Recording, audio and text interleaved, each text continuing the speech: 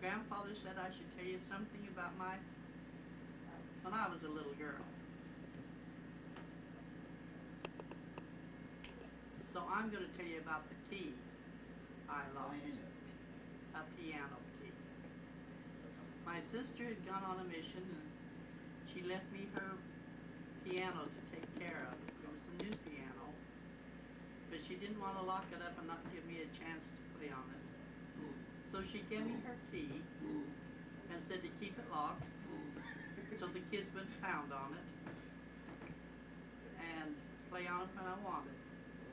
Well, I took real good care of that piano, and right about the time she was ready to come home, I don't know what happened, but I lost the piano key to it. I hunted, and I hunted, and I hunted. I finally decided I'd have to do something better about it, so I prayed about it.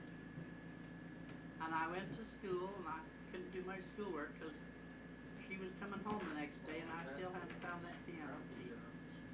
So all I could get my mind on was the piano key. And when it came noon, I had a very strong feeling that I should go home.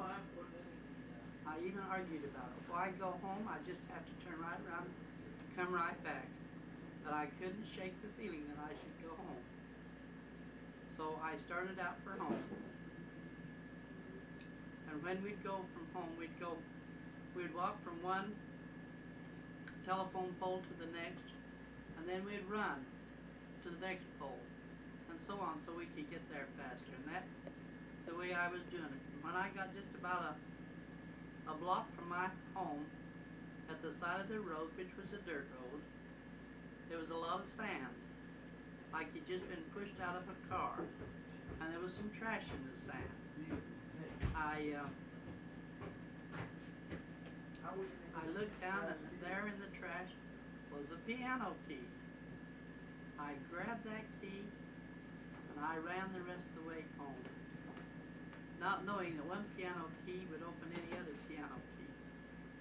But it did, it opened it, and how thrilled I was. Now the one I picked up had rust on it, and I figured I could get that rust off, but I polished and polished and polished, but I couldn't get the rust off from it. But I put the key up, I knelt right down and thanked my Father in heaven for finding a key for me. And then I ran back to school and got there in time.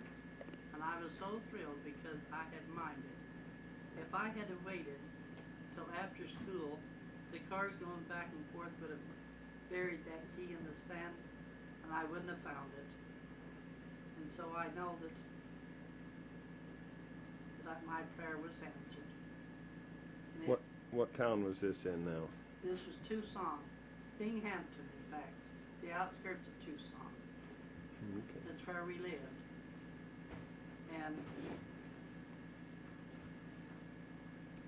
I certainly did thank my Heavenly Father for finding that key for me.